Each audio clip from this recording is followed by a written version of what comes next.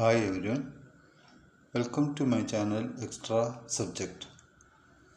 Our current topic is English grammar.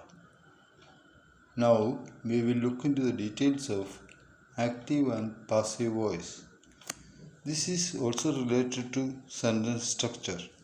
So let us go to video directly. Active and passive voice are two different ways of constructing sentences based on the focus of action being performed. In active voice, subject of the sentence perform the action. In passive voice, subject of the sentence receives the action. Focus is on the object. Example: Vijay sings a song.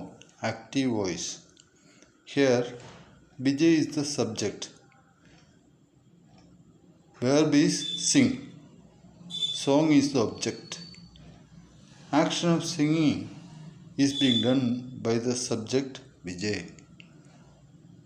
Same example in passive voice will be a song is sung by Vijay.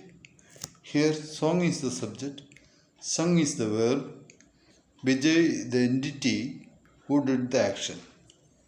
Four types of sentences which we can't make passive voice. Those are present perfect continuous, past perfect continuous, future continuous, and future perfect continuous. Sentences having intransitive verbs cannot be made into passive voice. Active voice is generally preferred because it is more direct and concise. That's all in this video. Please subscribe my channel. Press like button if you like the video. Thank you.